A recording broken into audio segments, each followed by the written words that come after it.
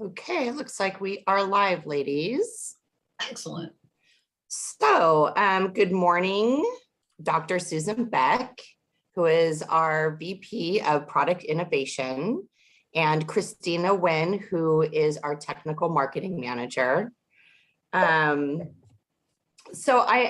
Before we start, I would like you ladies to just briefly introduce your career path, what you've done in the past, and you have such impressive academic accolades. If you could just talk a little bit about that before we move on to our cognitive wellness and the aging brain. So Christina, let's start with you. Tell us a little bit about yourself. So I've been with Neolife for, I think, a bit over 6 years now. It was actually my first real job out of college, where I majored in psychobiology and double minored in applied developmental psychology and neuroscience. And I started off at Neolife as a research associate, and then I moved my way up to a product research scientist. And then now I am a technical marketing manager here, and it's been a great journey so far. You've been so helpful to me as the product manager, just with all the science that you're able to provide and competitive analysis and really looking into all the features and benefits of the product. So I've loved working with you. I've been at Neolife for about 2 years and you've been so helpful to me. So welcome, Christina. And Hey, Christina. Susan, you're relatively new to Neolife. I am, yeah. Yeah, so you're still in your first year. I just passed my first year. Okay. So I've been at Neolife for a year, which has been great. Time flies. Feels like you've been here forever, in a good way. That's right. I have a PhD in nutritional science. I'm also a licensed acupuncturist, a master's degree in Chinese medicine. And I've been in the natural product industry most of my career. And over the course of my career, I've created over 300 products and all sorts of delivery systems and venues and all that kind of stuff. So, but I'm really happy to be at Neolife and here with you all today. I have to say, we've worked together a little bit with the vegan protein launch. Yeah. I was floored by your launch at convention. You are just a wealth of information, number one. You're so comfortable on stage. You're so excited about the product. So you did such a great job at convention. Thank you, Jen. Thank you. Thank you. It's really fun to work with both of you for sure. Yeah, gosh, the information that you have, your presentation, all the science was just phenomenal. So anyway, okay, so let's move on with our call today. So you're going to talk about cognitive wellness and the aging brain. Yes. Okay. Yeah, and I'm really excited to talk about cognitive health since this subject is near and dear to my heart. My father was diagnosed with Alzheimer's disease about 10 years ago, and he now lives with me and my family. So over the years, I've done quite a bit of research into dementia and cognitive health. And so for today, we're going to focus on how to support healthy cognitive aging through lifestyle, diet, and supplements, so we can do everything possible to optimize our brain function as we age. And thanks for sharing all that with us, Susan. It must be an interesting journey. So I think we all hear the term dementia thrown around a lot, but what exactly does it mean? Yeah, it's a good question. Dementia is when there's a deterioration in cognitive function beyond what is expected from the normal consequences of aging. So is it normal to forget where our keys are or to have a little trouble finding the right words as we age? Yes. This is called age-related mild cognitive impairment, and it's totally normal. Is it normal to not remember how to brush our teeth or shower or figure out how to feed ourselves or dress ourselves? No, this is not part of the normal aging process. When we can no longer take care of ourselves, even in small ways, this is known as dementia. As the CDC says, dementia is an impaired ability to remember, think, or make decisions that interferes with doing everyday activities. And how prevalent a problem is dementia? It's huge. According to the World Health Organization, more than 55 million people live with dementia worldwide, and there are nearly 10 million new cases every year. The total number of people with dementia is projected to reach 82 million worldwide in about 9 years and 152 million in the next 30 years. So the number of people with dementia will triple in the next 30 years. And dementia is currently the 7th leading cause of death among all diseases and one of the major causes of disability and dependency among older people globally. That's a really widespread problem. So another term I hear a lot is Alzheimer's disease, and people often use them interchangeably. Is dementia the same thing as Alzheimer's disease? That's a great question. Alzheimer's disease causes dementia. Alzheimer's disease causes plaques and tangles to develop all throughout the brain, starting in the areas important for memory before spreading to other regions. There are other diseases that cause dementia too, such as vascular dementia and then something called dementia with Lewy bodies. And people can also develop dementia through diseases like Parkinson's or multiple sclerosis. But Alzheimer's disease is by far the most common cause of dementia. It causes up to about 60 to 70% of all dementia cases. And how do we get Alzheimer's disease? Well, there's some risk factors for Alzheimer's disease that we just can't do anything about, like age or sex or genetic predisposition. For example, the chances of women developing Alzheimer's disease are greater than men. Starting at the age of 65, about 1 in 5 women will go on to develop Alzheimer's disease. And that's compared to 1 in 11 men of the same age.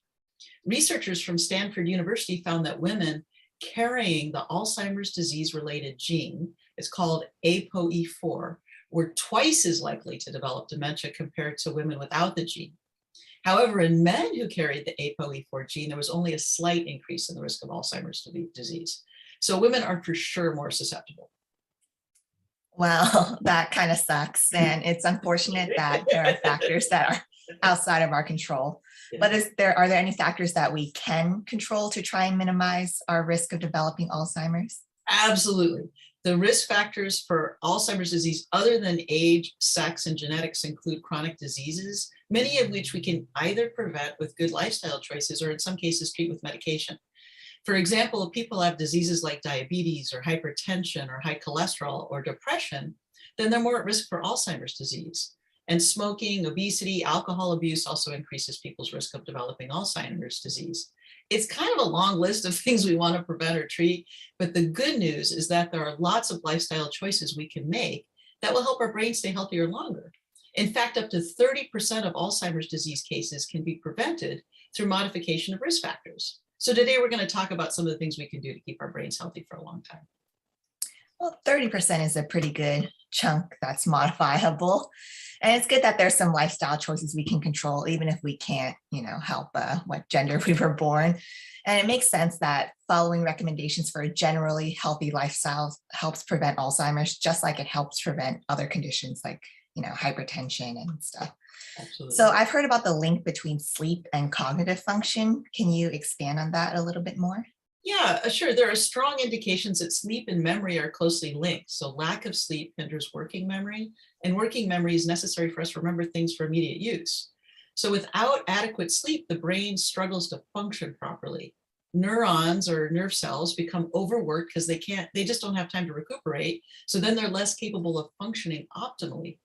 More than 25 observational studies found a considerably higher risk of cognitive impairment and Alzheimer's disease in people with sleep problems.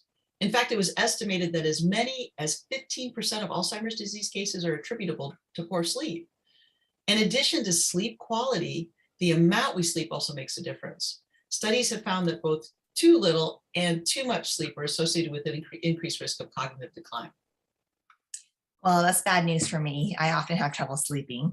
Like last night, I just woke up at 4 and I couldn't really get back to sleep until like 5:30. Oh no.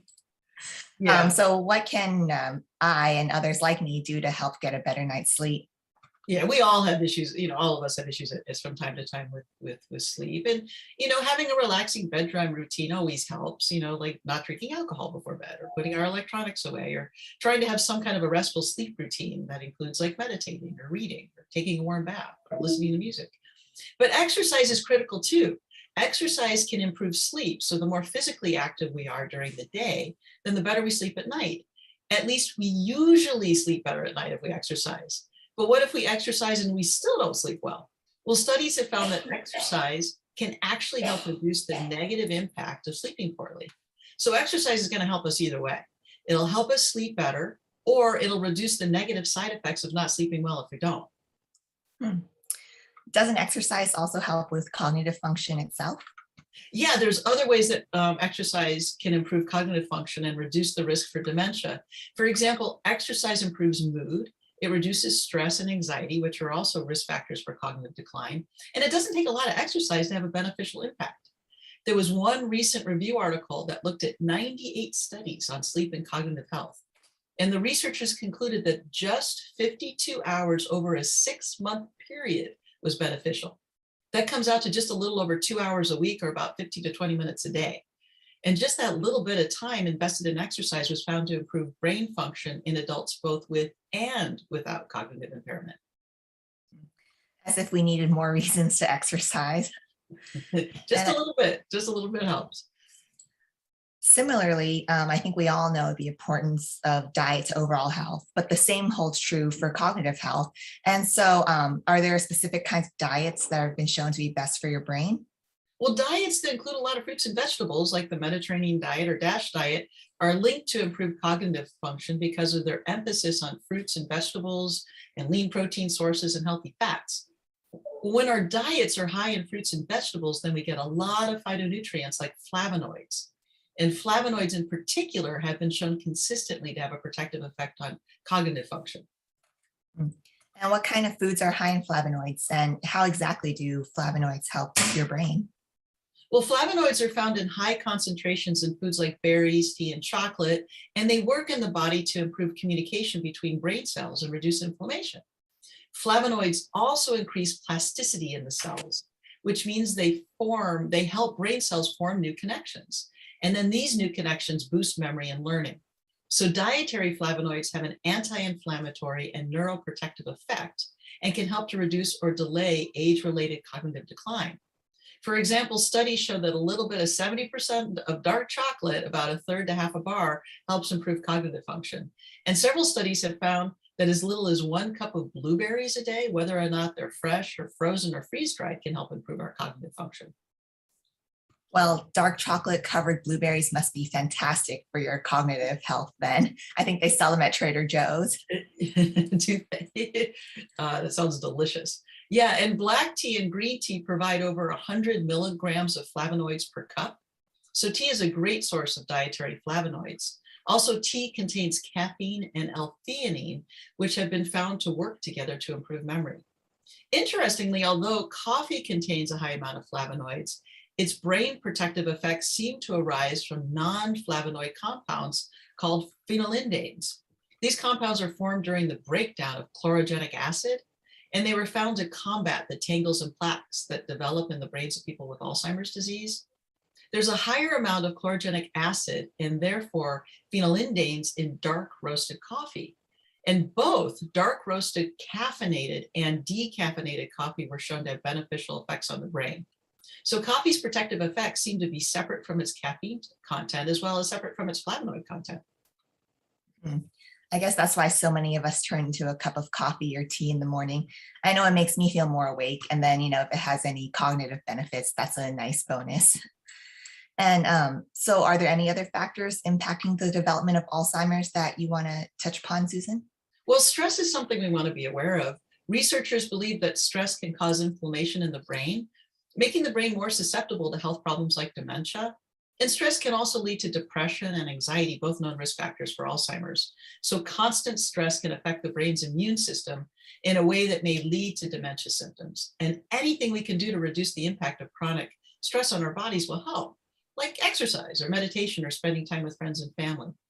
The interesting thing is that according to a global study of over 32,000 people in 6 countries, it turns out people's perception of how stressed we are is a risk factor.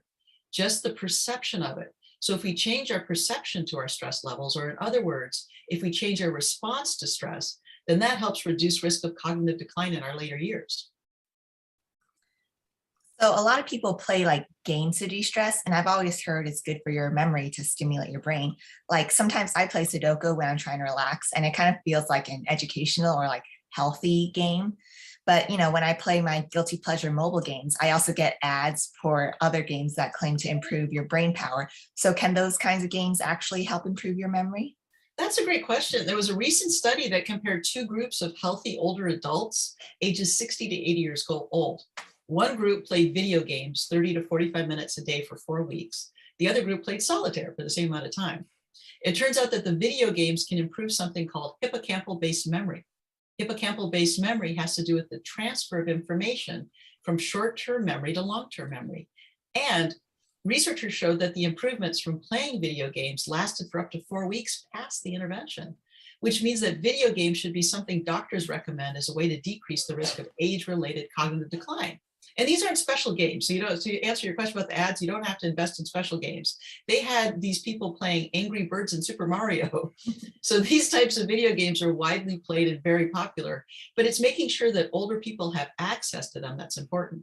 Oh, and by the way, it's great that you play Sudoku since there are studies showing its benefit on cognition too. Well, I think pretty much everyone in my generation and younger plays like some kind of game. So hopefully it means that we'll stave off dementia for longer, but I guess we'll see when we get old. So like I mentioned earlier, I minored in neuroscience in college, and I remember learning that knowing multiple languages is a factor that can help slow or prevent brain degeneration. And that tidbit's always stuck with me because like I'm bilingual, so it's a comforting fact since I also have sleep problems, and I'm hoping those two factors will cancel each other out. Yes, absolutely. Bilingual brains are more resilient to the effects of Alzheimer's disease. Lifelong bilingual or multilingual people have increased connectivity in certain areas of the brain that help to protect them from dementia. This means that people who speak more than one language develop dementia symptoms an average of 5 years later and are able to cope with a greater level of brain dysfunction than people who only speak one language. In fact, the more that people actively speak several languages, then the more protected and resilient their brains are to the effects of Alzheimer's disease. In other words, people who speak more than one language may have Alzheimer's disease, but they're asymptomatic longer and can function better than people who only speak one language. So that is good news for you and the health of your brain, Christina, for sure. Well, now I regret not trying harder with Spanish in high school because, I could be speaking 3 languages. But so what about the positive connections between music and cognition that I've heard about? Well, playing a musical instrument is another interesting way to prevent Alzheimer's disease. A research group in Spain assessed cognitive function in older adults over the age of 59 who studied and played music their whole lives versus people who learned to play music between the ages of 60 and 85. And they found that yes, involvement in musical performance throughout life was associated with protective effects on cognitive function, particularly when musical training began during childhood. Specifically, they found that lifelong musicians have about a 59% reduction in the risk of developing dementia. My brother, who is a musician, is going to be very happy to know this. However, they also found out that for older adults who started music lessons later in life, they also experienced better working memory and executive functioning than people who had never had music lessons.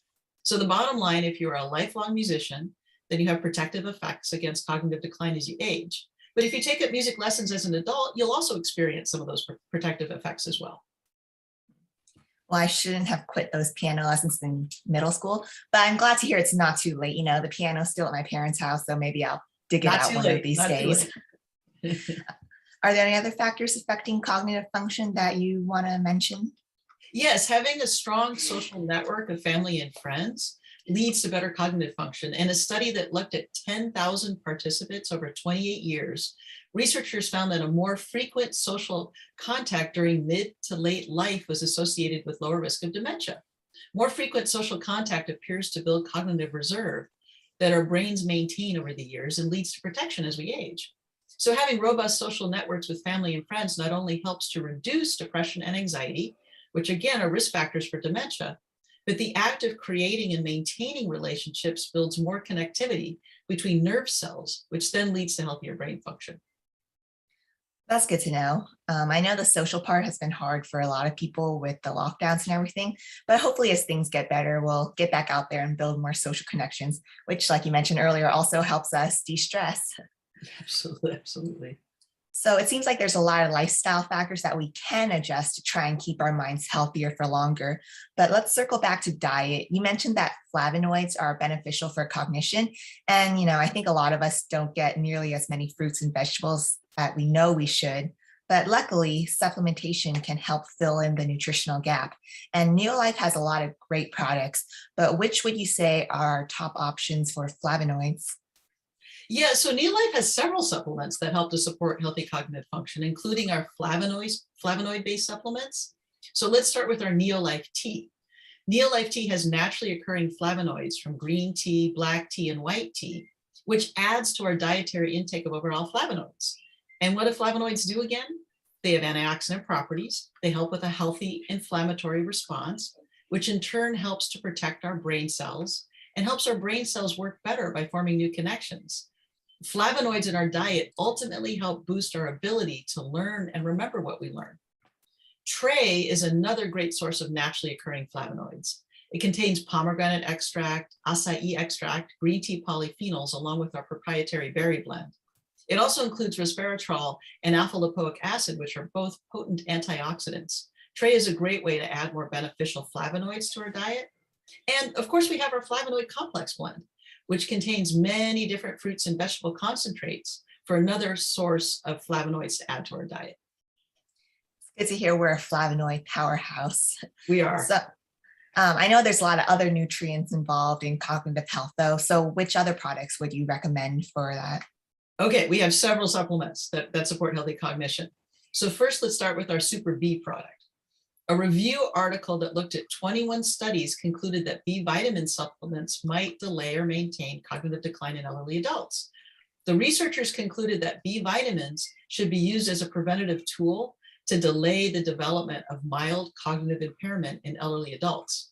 And others have shown that specifically low B12 concentrations, even if they're in the low normal range, are associated with poorer memory performance. So taking a B vitamin supplement is enormously helpful in supporting healthy brain function. Also, we have our Mind Enhancement Complex, which contains a blend of 7 herbs, including ginkgo, gotu kola, and red sage that help to promote healthy blood flow to the brain, which in turn helps to support memory and concentration. We have our Salmon Oil Plus, which was shown in a clinical trial to support healthy inflammation levels in the body. Our salmon oil is concentrated to EPA and DHA and was found to lower an important cellular inflammatory marker by 68%. And these fatty acids are also vital for the maintenance of normal brain function throughout life. They help to preserve cell membrane health and facilitate communication between brain cells. And it's important, we might not think about these next two, but it's important to add magnesium complex and our vegan vitamin D3 to the list of supplements that support cognitive health. Studies show that high magnesium intake alone may improve cognitive function in older adults, especially, and this is important, especially if they have sufficient vitamin D levels. It doesn't take a lot of magnesium to do the trick. We need the RDA for magnesium, which is 420 milligrams for men and 320 milligrams for women. Also, in a 2019 study in the British Medical Journal, researchers followed over 6,000 postmenopausal women for over 20 years. And again, if the women met the RDA for magnesium, then they had lower risk of cognitive decline. And finally, older adults often don't get enough protein, and protein is essential for maintaining healthy cognitive function. Our Neolife Shake and our Neolife Vegan Protein can help achieve healthy protein intakes. And both of these protein drinks are excellent sources of vitamins and minerals. Also, our vegan protein contains healthy fats, which go a long way in supporting brain health. So we're well supplied at Neolife with cognitive function for sure. Yeah, that's a lot of good products. I have most of these in my pantry already, but there's still a few that I should stock up on. But it's great to hear that Neolife has so many great options because cognitive health is such an important part of our lives, and you have to take care of it for the long term because you might not feel the impact now, but 20, 30 years from now, you never know. So you've given us a lot to think about, Susan, not just in the nutrient side, but also in the lifestyle side. And thanks for sharing all that with us. Yeah, absolutely. And I think, when we're younger, it's great to do as many protective things as possible. But, I think the good news is even when we're older, there's still a lot of things that we can do to help protect our brain. Yes. Well, thanks everyone for tuning in today. It's been great to be here with Susan and Jennifer and to share all this information with you. Thank you so much, Good to be here with ladies. all of you guys. Yeah. I really could listen to both of you talk all day long. Such great information. I haven't taken my supplements today, so now I'm getting anxious to run and take them before my next meeting. So thank you, thank you, thank you. That was great information, and we will see you ladies next time. We'll see you next time. All right. Thanks, Bye. everybody. Thank Okay. you. Bye-bye. Bye.